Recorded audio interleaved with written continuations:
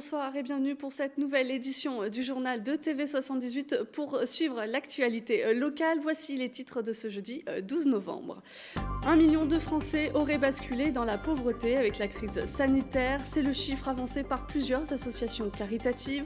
Des difficultés que ressentent déjà certains Yvelinois. Nous avons suivi une maraude de la protection civile et nous recevons le président des Restos du Cœur du département.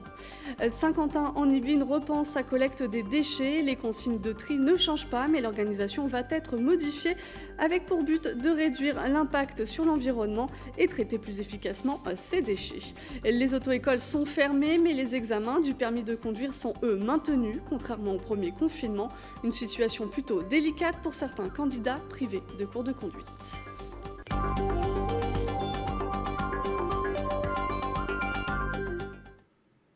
Composée de 80 bénévoles, la protection civile des Yvelines organise des maraudes pour venir en aide à la population. Au programme, distribution de repas chauds et suivi psychologique. Mardi 10 octobre, Grégory Canalé et Justine Brasier ont suivi l'équipe en charge de la soirée. Regardez. On est prêt pour le départ, pour la maraude. Alors, comme vous êtes à côté de Saint-Germain, vous êtes pas loin de Saint-Germain-en-Laye? Oui, tout à fait. Donc on va commencer par Saint-Germain-en-Laye. Eh bien c'est parfait, allons-y. Je t'écoute pour l'adresse, c'est le nom du bénéficiaire. Aider, secourir et former, voilà la devise de la protection civile. Parmi les missions de l'association, les maraudes SAMU Social. Objectif, sortir les bénéficiaires de la rue. Le rôle des bénévoles, amener une aide matérielle et alimentaire, mais aussi et surtout apporter une aide psychologique et effectuer un suivi du bénéficiaire. On discute, on parle, comment ça va.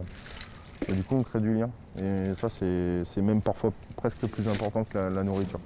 T'es là depuis combien de temps ici, Saint-Germain? 3 mois à peu près. 3 mois? 3 semaines. 3 semaines? 3 semaines, oui, 3 mois. Du coup avant tu étais où? J'étais plus sur Maison Lafitte, quoi. D'accord. Maison Lafitte, puis des fois j'étais à Paris aussi, hein. J'étais un peu partout, moi. L'équipe part à la rencontre des bénéficiaires dans la rue, des personnes qui ont demandé une aide ou des personnes croisées au fil de la soirée. Elle leur procure kit d'hygiène, couverture, café ou encore repas chauds et font remonter leurs besoins.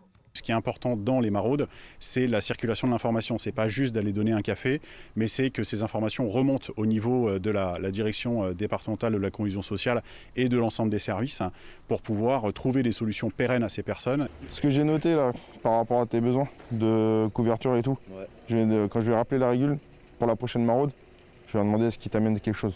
Un seul mot d'ordre, adaptation. Les bénévoles doivent répondre aux demandes qui arrivent. La régulation reste en contact avec l'équipe du début à la fin de la maraude. Quand on part, on sait l'endroit, on sait le ou les personnes, mais on ne sait pas forcément quand la personne a appelé. Et on ne sait pas forcément ce qu'elle va avoir besoin, en termes de nourriture, en termes de kit d'hygiène. Là, on devait faire une maraude ce mois-ci, là, il y a une mission qui tombe. Donc, on a bien fait de rappeler la régule. Donc on y va, on va voir ce qu'on va trouver. En 2019, les maraudes de la protection civile avaient permis de rencontrer près de 200 personnes, une aide précieuse pour ces personnes sans domicile fixe. Tant mieux que ça existe, parce qu'il y a beaucoup de monde qui sont encore dehors. C'est la nuit, hein. Il n'y a pas beaucoup de monde, hein. Il y a plutôt des fous qui passent, on les connaît pas trop, c'est dangereux, quoi. Alors, un peu, quand on vous voit, ça nous réconforte. C'est très difficile, surtout en ce moment avec le confinement et tout le bordel. Là, c'est vraiment difficile. Franchement, moi, je suis heureux qu'ils sont là. Le premier confinement, c'était dur parce que ils étaient pas là. Ils se déconfinaient. Une maraude est organisée chaque semaine, un nombre qui pourrait s'intensifier sur la période hivernale. Une double peine pour les populations défavorisées. La Covid-19 les touche sur le plan sanitaire, mais aussi sur le plan social. Je vous le disais dans les titres, selon plusieurs associations, 1 million de Français auraient basculé dans la pauvreté. Nous a rejoint en plateau Emmanuel Naudet-Langlois. Bonsoir. Bonsoir. Vous êtes le président des Restos du Cœur des Yvelines. Vous le voyez aussi dans les Yvelines, cette situation? Alors, on commence à le sentir très, très visiblement depuis le mois de septembre. C'est-à-dire que les statistiques qu'on avait pu sortir au moment du confinement avant les vacances ne sont pas significatives dans la mesure où on a été obligé d'arrêter complètement notre activité. Par contre, depuis début septembre, on voit qu'il y a une montée, hélas, en puissance du nombre de personnes que nous accueillons, à tel point qu'aujourd'hui, dans certains centres des Yvelines, ça devient très problématique. notamment à Plaisir où on est à plus 70%, au Muro on est à plus 43%, et puis dans un certain nombre de... Enfin, Mantes-la-Ville 18% et Rambouillet 24%. Qu'est-ce qui explique que certains sites soient plus touchés que d'autres, certaines villes? Alors, ce soir, je vais être très franc, je suis dans l'incapacité de vous répondre. Par contre, on est en train d'étudier assez précisément la question. Je pense qu'il y a certains centres qui sont plus touchés que d'autres parce que il y a des hôtels du 115 qui sont pas loin et automatiquement ça draine un certain nombre de personnes qui viennent directement dans nos centres. Alors, selon un sondage réalisé par l'Institut Ipsos, 33% des personnes interrogées disent avoir touché moins d'argent entre le début de l'année 2020 et le mois d'août. Est-ce que c'est le cas de certains de vos bénéficiaires? Alors, aujourd'hui, je serais venu dans 10 jours, j'aurais peut-être pu répondre à cette question, je vais vous dire pourquoi. Parce qu'on est rentré dans la période des nouvelles inscriptions. Chaque année, on refait le point avec les familles. Ce n'est pas parce qu'une famille a été inscrite au Resto du Cœur qu'elle peut venir tous les ans sans aucun problème.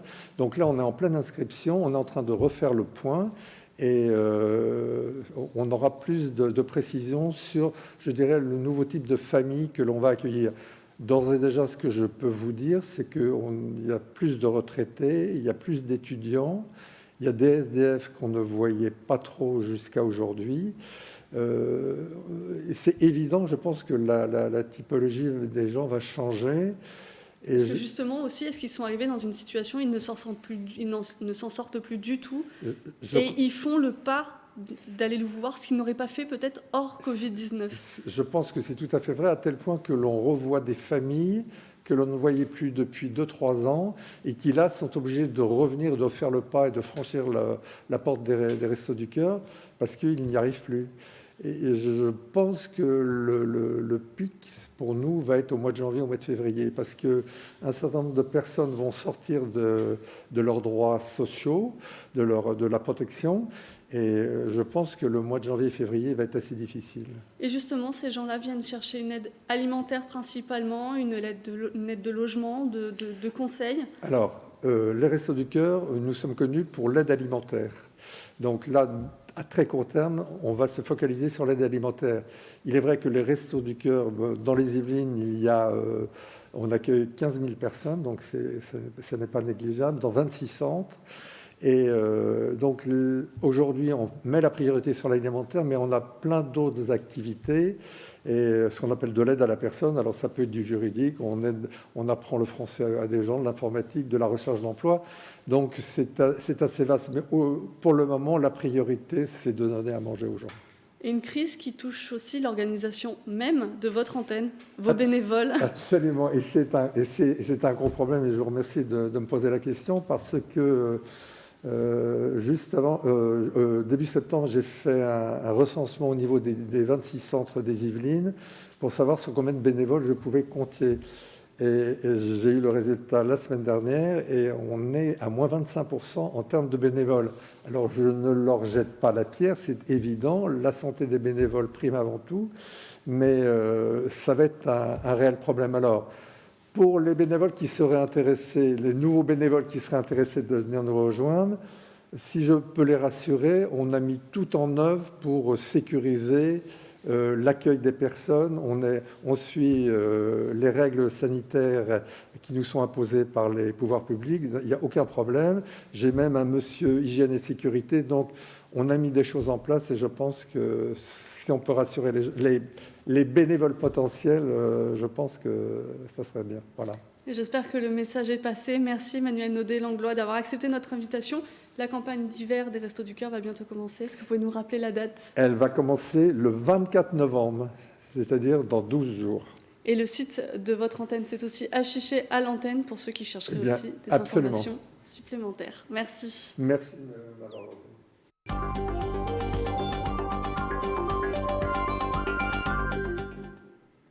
Avec le deuxième confinement, les entreprises cherchent à innover. Deux d'entre elles, installées à Buc, ont délaissé impression numérique et douceur sucrée pour se lancer dans la livraison maraîchère. La Cagette solidaire livre sur une quinzaine de communes yvelinoises et essonniennes. Grégory Canalé. Je vous ai mis la composition de la cagette avec la provenance et une idée recette pour cette semaine. Ça marche. 12 références de fruits et légumes par cagette, 5 kilos qui sont directement livrés à domicile. Mareva est l'une des clientes de la Cagette Solidaire, une toute jeune entreprise. Je suis pour acheter mes fruits et légumes chez des commerçants plutôt qu'en grande surface parce que niveau goût ça change totalement et surtout en ce moment il faut soutenir les commerces.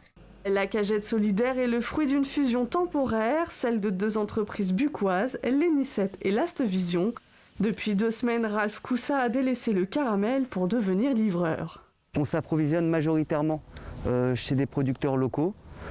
Et dans un souci de diversité, on va chercher nos produits ailleurs en France et certains produits à l'étranger comme l'ananas ou les haricots verts en ce moment. On a l'amour des bons produits, du bien manger et on a les équipements, on a le matériel, on a nos camions, on a une chambre froide qui nous sert déjà. Une initiative qu'ils espèrent poursuivre avec des compositions personnalisées. La Cagette a livré 150 clients depuis son lancement. La décision a été rendue aujourd'hui. La demande de requalification en viol dans l'affaire des 3 pompiers poursuivis a été rejetée ce jeudi par la Cour d'appel de Versailles. En novembre 2018, le parquet avait renvoyé les 3 hommes devant le tribunal correctionnel pour atteinte sexuelle sur mineurs. Ils sont poursuivis pour des faits commis sur Julie, âgée de 14 ans au début des faits, entre 2009 et 2011. Et il s'estime oublié, déconsidéré et appelle diverses personnalités politiques à les aider. Les agents du centre hospitalier de Plaisir ont adressé une lettre pour obtenir eux aussi la revalorisation salariale annoncée lors du Ségur de la Santé. Ils envisagent une manifestation. L'intersyndicale FO, CGT et Sud dénombre entre 350 et 400 agents concernés. Le centre hospitalier de Plaisir est spécialisé dans la gériatrie, la prise en charge de la maladie mentale et le médico-social. À partir du 4 janvier 2021, l'agglomération de Saint-Quentin-en-Yvelines améliore son réseau de collecte de déchets. C'est à l'entreprise Sepur qu'elle en a confié la charge. Les consignes de tri restent les mêmes, mais une nouvelle organisation va être instaurée pour harmoniser et optimiser les collectes sur le territoire. Réduire l'impact sur l'environnement et traiter plus efficacement les déchets sont les 2 principaux objectifs. On écoute les précisions de Jean-Michel Chevalier, conseiller communautaire délégué à la collecte et à la valorisation des déchets. Il est interviewé par Éléonore Sinoquet.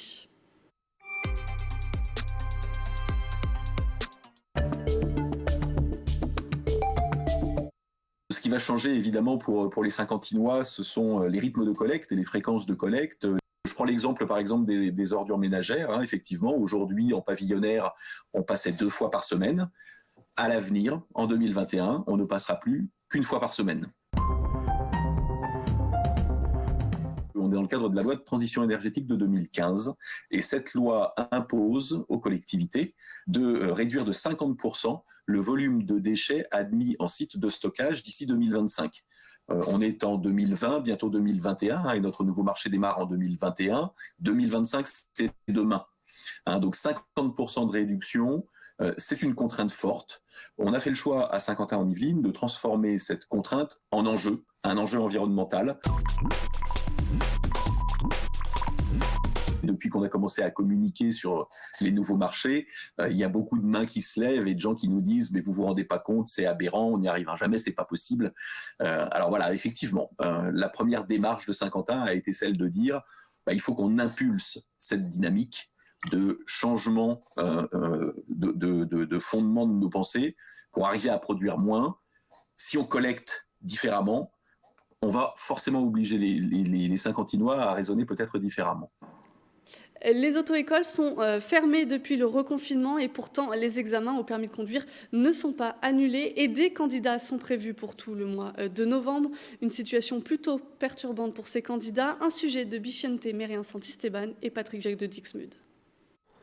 Si vous avez croisé une de ces voitures dans la rue, c'était un examen au permis de conduire.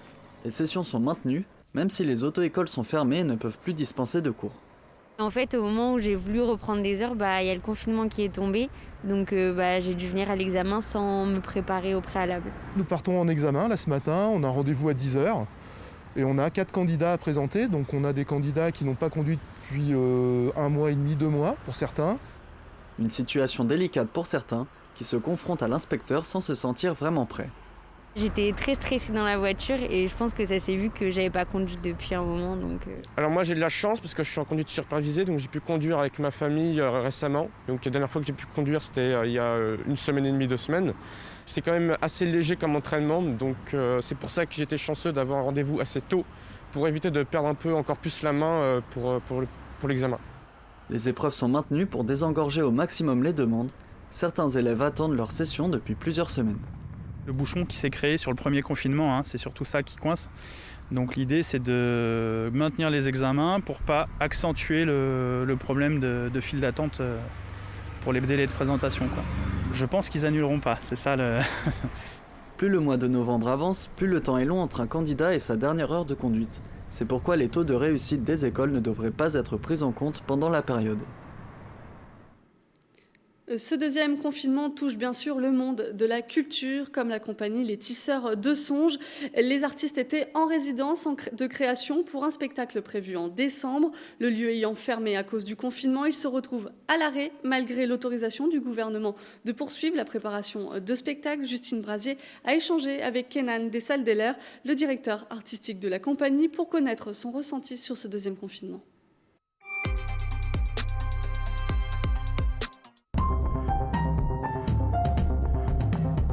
Je ne suis pas persuadé qu'il faut le voir dans ce sens-là. Parce que la culture assure aussi un lien social, elle assure beaucoup de choses, et puis une ouverture d'esprit, une tolérance, etc. etc. Donc oui, c'est très très compliqué en ce moment. Qu'une production de spectacle, normalement, ça se pense au moins sur 2 ans, le temps de faire les budgets, les demandes de subventions, les recherches de coproduction ou de co-réalisation de salles. Là, on est plutôt sur du 3 ans minimum, puisque déjà tous les spectacles du premier confinement qui ont été reportés ont booké un peu les programmations, et les salles aujourd'hui se retrouvent en plus dans des considérations terribles. Le travail, je pense, ne sera jamais fait pour rien, on pourra l'utiliser d'une manière ou d'une autre. Maintenant, il faut réussir à passer le cap et se dire que oui, on crée quelque chose en ce moment, mais que si ça se trouve, demain, on ne le jouera pas. Peut-être qu'on ne le jouera pas après-demain non plus. Peut-être que ce ne sera pas dans 1 an ou dans 2, peut-être. On va probablement se diriger aussi vers des spectacles de rue et puis des formes déambulatoires, des formes en plein air en tout cas, qui devraient être plus faciles à mettre en place, on espère. Il n'y a plus de poilus à adopter. Les quelques 237 000 fiches matricules des soldats de la guerre 14-18 conservées aux archives départementales des Yvelines ont été référencées par des volontaires.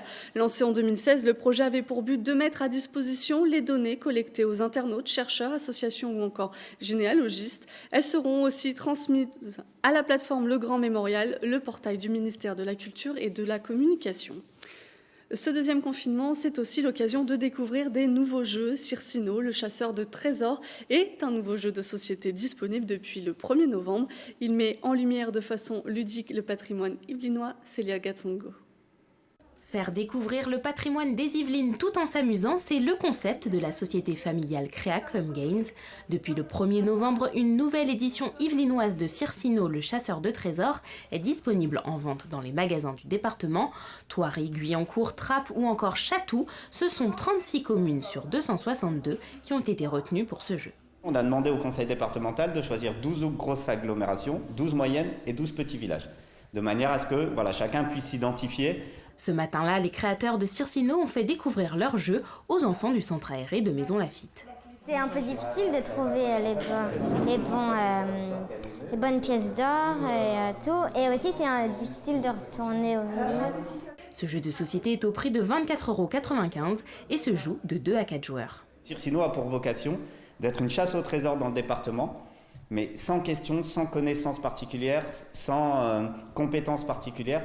L'idée, c'est vraiment de découvrir en s'amusant, et dès 6 ans, mais aussi de faire plaisir à mamie, donc d'être un jeu intergénérationnel. Le principe, chaque commune a une carte individuelle. Sur celle-ci se trouve un petit élément. Cet élément est également sous forme de pièces d'or cachées dans des coffres. Le but, retrouver ces pièces le plus vite possible pour gagner la partie.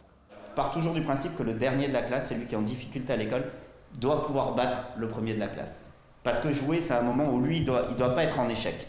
La société Creacum Games est en train d'élaborer un nouveau jeu de société sur le patrimoine de la France qui sortira pour Noël 2021. un sujet que vous pouvez retrouver dans notre émission spéciale Reconfinement si on rentrait, présentée par Wilfried Richy. Au programme de ce numéro, musique, manga et sport, et c'est à découvrir juste après ce journal qui se termine à présent. Merci de nous avoir suivis. Vous pouvez revoir l'émission et le reportage en replay sur notre site internet et notre application mobile. Belle soirée sur TV78.